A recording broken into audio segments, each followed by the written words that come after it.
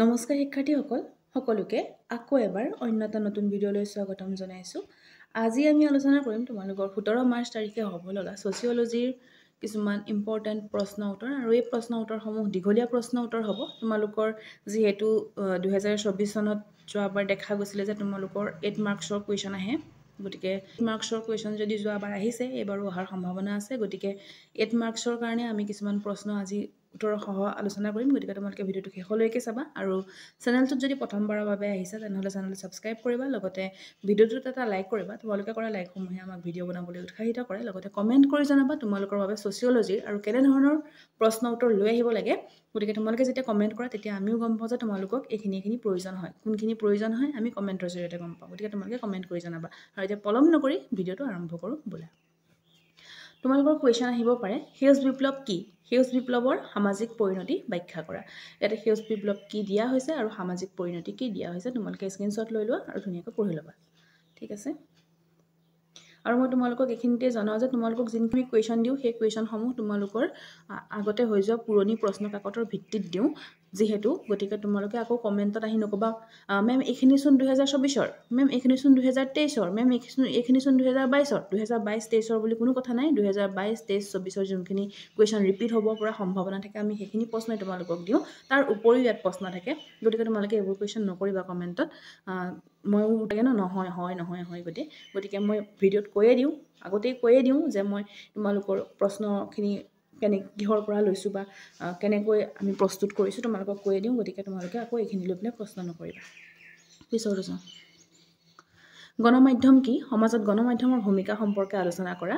বা এইটো প্ৰশ্ন নহ'লে এইটো প্ৰশ্ন এনেকৈ দিব পাৰে যে গণমাধ্যমৰ সংজ্ঞা দিয়া বা সামাজিক পৰিৱৰ্তনৰ প্ৰতিনিধি হিচাপে সামাজিক মাধ্যমৰ ভূমিকা সম্পৰ্কে আলোচনা কৰা। দুটা প্ৰশ্নৰ উত্তৰ এটাই হ'ব। তাৰপিছত পঞ্চায়তী ৰাজ ব্যৱস্থা বুলিলে কি বুজা? ভাৰতবৰ্ষত পঞ্চায়তী ৰাজ ব্যৱস্থাৰ ক্ষমতা আৰু দায়িত্বসমূহ আলোচনা কৰা।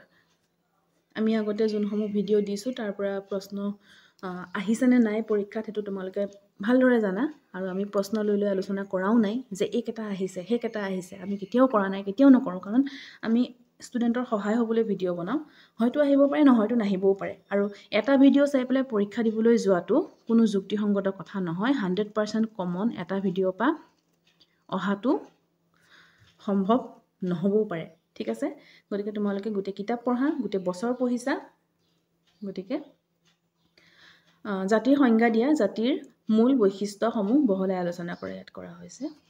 স্ক্ৰীনশ্বট লৈ লোৱা, ধুনীয়াকৈ পঢ়ি ল'বা। চোৱা তোমালোকৰ বৈশিষ্ট্যবোৰ তোমালোকে এইখিনি লিখিলেও হ'ল বৈশিষ্ট্য, বা তোমালোকে এইকেইটা বৈশিষ্ট্য লিখিলেও হ'ল। তোমালোকে যেতিয়া পঢ়িবা তেতিয়া তোমালোকে এই সমাজৰ খণ্ড বিভাজন এই পইণ্টবোৰ যে দিয়া হৈছে পইণ্টকৈ এইবোৰ তোমালোকে চাবা আৰু ইয়াৰ পৰা নিজে তোমালোকে এক্সপ্লেইন কৰিব পাৰিবা। গতিকে তোমালোকে সদায় এই পইণ্টবোৰ পঢ়ি পেলাই মুখস্থ ৰাখিবলৈ চেষ্টা কৰিবা। মুখস্থইটো আমি কৰোঁ ন, গতিকে মুখস্থ ভালদৰে কৰিবলৈ চেষ্টা কৰিবা। আৰু যিসকলে বুজি পাই পেলাই লিখে সেইসকলতো ভালেই। ইয়াৰ পিছত মালথাছৰ জনসংখ্যা বৃদ্ধি তত্ত্বটিৰ বিষয়ে লিখা। ইয়াতে মই ইমানখিনি পালোঁ, ইমানখিনি দিলোঁ। তোমালোকে এক্সপ্লেইন কৰি পেলাই অলপ দীঘলীয়াকৈ লিখিবা, কাৰণ 8 মাৰ্কছৰ কাৰণে ইমানকণ লিখিলে নাম্বাৰ তোমালোকে নোপোৱা। 2 এটা দি থৈ দিব, নহ'লে 1 এটা দি থৈ দিব। তাৰপৰা সাম্প্ৰদায়িকতাৰ সংজ্ঞা দিয়া, সাম্প্ৰদায়িকতাৰ মূল বৈশিষ্ট্যসমূহ আলোচনা কৰা। এইটো কুৱেশ্যনৰ আনচাৰটো তোমালোকে চাই ল'বা। তোমালোকৰ কুৱেশ্যন আহিব পাৰে যে ভাৰতৰ এটা জনজাতীয় আন্দোলন আৰু এটা পৰিৱেশতান্ত্ৰিক আন্দোলনৰ বিষয়ে চমুকৈ লিখা। ইয়াত দিয়া হৈছে। তাৰপিছতে স্ক্ৰীনশ্বট ল'লে ধুনীয়াকৈ পঢ়ি ল'বা।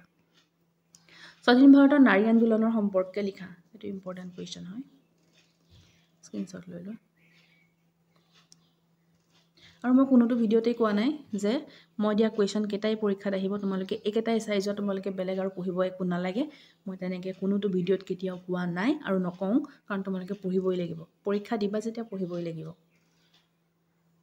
তাৰপৰা অস্পৃশ্যতাৰ বিষয়ে এটা টোকা লিখা। লিখা হৈছে।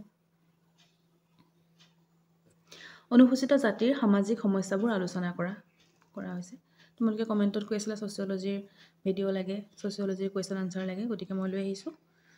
যোনসকলে কৈ আছিলে তেওঁলোকে ভিডিঅ'টো পাইছা নাই কমেণ্ট বক্সত লিখি জনাবা। ভাৰতীয় সমাজ এখন বহুধাভিত্তিক সমাজ, উক্তিটো বিচাৰ কৰা। তেনেকৈ নিদি ইয়াতে যোনখিনি কুৱেশ্যন দিয়া হৈছে এই কুৱেশ্যনখিনিৰ ভিতৰতো দিলেও কুৱেশ্যনৰ উত্তৰ এটাই হ'ব। গতিকে তোমালোকে স্ক্ৰীনশ্বট লৈ কুৱেশ্যনটো ভালদৰে পঢ়ি ল'বা আৰু উত্তৰখিনিও ধুনীয়াকৈ চাই ল'বা।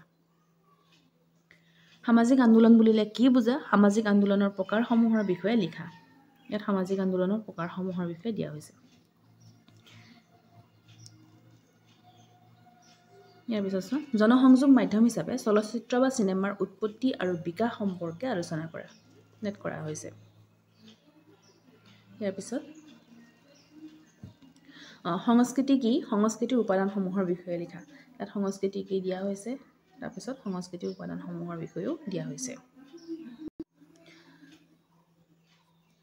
গোটেইখিনি দিয়া হৈছে দেই তোমালোকে এই পইণ্টবোৰ চাবা পইণ্টবোৰ চাই পেলাই যাবা আৰু এই পইণ্টবোৰৰ পৰা তোমালোকে নিজে বনাই লিখিব পাৰিবা বুজি পাইছানে আৰু গোটেইবোৰ পঢ়ি থ'লে মানে কি হয় যেতিয়া পৰীক্ষা লিখিবলৈ আৰম্ভ কৰা তেতিয়া আমাৰ মনলৈ আহে কথাবোৰ তাৰপৰা ভাৰতৰ পঞ্চায়তী ৰাজ ব্যৱস্থা সম্পৰ্কে চমুকৈ লিখা স্ক্ৰীনশ্বট লৈ লৈ ধুনীয়াকৈ পঢ়ি ল'বা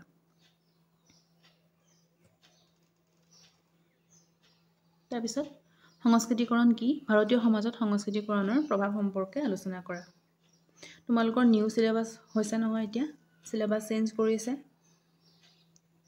2-3টা মান পাঠ তোমালোকৰ সিলেবাসৰ পৰা কাটি দিছে আগৰ হয়নে নহয় গতিকে তোমালোকে সেই আগৰ কিতাপখন চাই নাযাবা আকৌ দেই আগৰ মতে পঢ়ি নাযাবা কিছুমান বস্তু এনেই পঢ়া হ'ব নহ'লে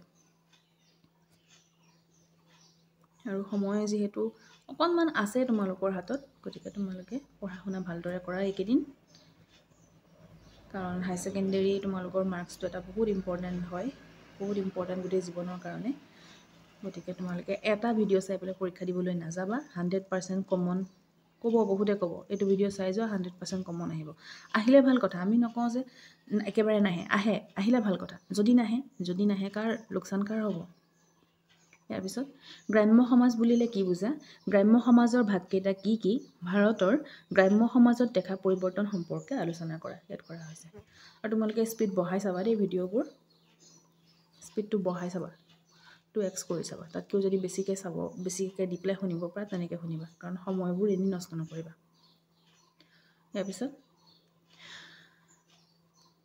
অনুসূচিত জাতিৰ লোকসকলৰ সমস্যা সমাধানৰ বাবে ভাৰত চৰকাৰে লোৱা সাংবিধানিক ব্যৱস্থাৱলী সম্পৰ্কে লিখা ইয়াত লিখা হৈছে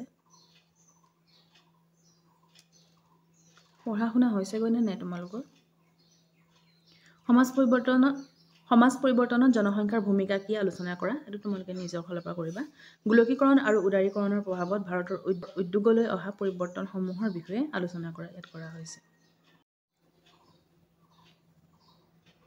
তাৰপিছত মহিলাৰ সমতা আৰু অধিকাৰৰ সংগ্ৰামৰ বিষয়ে আলোচনা কৰা নিজা মতামত দাঙি ধৰা ইয়াত কৰা হৈছে আৰু নিজা মতামতটো তোমালোকে নিজেই ধুনীয়াকৈ যিখিনি বুজি পাইছা পঢ়ি পেলাই সেইখিনি লিখি দিলেই হ'ল এই ভিডিঅ'সমূহ যে আনো কাৰণ এইকাৰণে আনো যাতে তোমালোকে কুৱেশ্যনসমূহ গৈ পেলাই পৰীক্ষাত এৰি থৈ নাহা বুজিছানে এনেকুৱা ধৰণৰ প্ৰশ্ন আহিলে যাতে তোমালোকে কৰি থৈ আহিব পাৰা বুজিছা সেইকাৰণে ভিডিঅ'সমূহ অনা হয় যে যাতে ষ্টুডেণ্টে এক্সামত গৈ পেলাই কুৱেশ্যনসমূহ দেখি পেলাই এনেকুৱা তেওঁলোকৰ নালাগে যে এইটো কুৱেশ্যন মই দেখাই নাই গতিকে আহিব পৰা সম্ভাৱনা থকা কুৱেশ্যনসমূহ আমি সেইকাৰণে লৈ আহোঁ আৰু তোমালোকে প্ৰতিটো কুৱেশ্যনেই আনসাৰ কৰিবলৈ চেষ্টা কৰিবা বুজিছানে মানে এৰি থৈ পেলাই নাহিবা 8 নম্বৰীয়া কুৱেশ্যন তোমালোকৰ কৰিব আহে নহয় 8 নম্বৰীয়া যেটা কৰিব আহে তাৰে অলপ হ'লেও গোটেইখিনি কৰি থৈ আহিবা বুজিছা বা 4 নম্বৰীয়া 2 নম্বৰীয়া হোক 1 নম্বৰীয়া হোক গোটেই প্ৰশ্নখিনি তোমালোকে যিমান পাৰা কৰি থৈ আহিবা তাৰপৰা জাতি ব্যৱস্থাই কিদৰে সামাজিক বহিষ্কৰণ সৃষ্টি কৰিছে উদাহৰণসহ আলোচনা কৰা আৰু তোমালোকৰ কাৰণে এই আখৰবোৰ বেছি সৰু হৈ যায় নেকি মোক জনাবাচোন এইখিনি স্ক্ৰীনশ্বট লৈ পঢ়িবলৈ তোমালোকৰ দিগদাৰ হয় নেকি আখৰবোৰ বেছি সৰু হ'ব লাগে নেকি মোক কমেণ্টত জনাবা তোমালোকে দেই তাৰপিছত দলিত আন্দোলন মানে কি বুজায় দলিত আন্দোলনৰ ফলাফলসমূহ উল্লেখ কৰা ইয়াতে ফলাফলসমূহ ধুনীয়াকৈ পইণ্টত কৰা হৈছে এইখিনি তোমালোকে পঢ়ি ল'বা আৰু এই পইণ্টখিনি তোমালোকে যিমান পাৰা মনত ৰাখিবলৈ চেষ্টা কৰিবা পইণ্টখিনি ঠিক আছে ইয়াত সেইকাৰণে মই মানে কালাৰিং পেন দি পেলাই ব্যৱহাৰ কৰিছোঁ কালাৰ কৰি দিছোঁ গোটেই আখৰখিনিত তাৰপিছত সংখ্যালঘু মানে কি বুজা সংখ্যালঘু অধিকাৰ সুৰক্ষাৰ বাবে থকা সাংবিধানিক বিধানসমূহ লিখা হৈছে ঠিক আছে কৃষক আন্দোলনৰ সংজ্ঞা দিয়া ভাৰতৰ আৰম্ভ হোৱা কৃষক আন্দোলনৰ বিষয়ে ব্যাখ্যা কৰা এইটো কৰিবা নিজে চাই যাব উত্তৰটো গোলকীকৰণৰ সংজ্ঞা দিয়া সমাজৰ বিভিন্ন ক্ষেত্ৰত গোলকীকৰণৰ প্ৰভাৱ সম্পৰ্কে এটা টুকা লিখি ল'বা ধুনীয়াকৈ তোমালোকৰ কিতাপতে আছে তোমালোকে নোটছ বনাইছা আগৰ পৰা গতিকে তোমালোকে এইখিনি কুৱেশ্যন ধুনীয়াকৈ চাই যাবা আৰু সেইখিনিও যোনখিনি কুৱেশ্যনৰ আনসাৰ মই দিয়া নাই সেইখিনি আনসাৰ তোমালোকে নিজে লিখি পেলাই এইকেইদিন প্ৰেক্টিছ কৰা আছে কেইদিনমান সময় হাতত গতিকে পঢ়া পৰীক্ষাৰ আগদিনা পঢ়ি যাম বুলি কেতিয়াও নাভাবিবা তোমালোকে আগৰ পৰা এতিয়াৰ পৰাই পঢ়ি থাকা আৰু ভিডিঅ'টো আজি ইমানতেই শেষ হৈছে গতিকে তোমালোকৰ বাবে আৰু কেনেধৰণৰ কুৱেশ্যন লৈ আহিব লাগে সেইটো মোক কমেণ্ট বক্সত কমেণ্ট কৰি জনাবা লগতে তোমালোকে ভিডিঅ'টো শ্বেয়াৰ কৰিবা আৰু লাইক কৰিবা তোমালোকে কৰা লাইকসমূহে আমাক ভিডিঅ' বনাবলৈ উৎসাহিত কৰে আৰু কি ক'ম তোমালোকৰ পৰীক্ষা ভাল হওক সেইটোৱে আমি আশা কৰোঁ গতিকে তোমালোকে ভালদৰে পঢ়া তোমালোকৰ ভাল হওক সেইটোৱে আশা কৰিছোঁ আৰু সেই আশাৰে আজি ভিডিঅ'টো ইয়াতেই সামৰিছোঁ তোমালোকে ভিডিঅ'টো শেষলৈকে চোৱাৰ বাবে বহুত বহুত ধন্যবাদ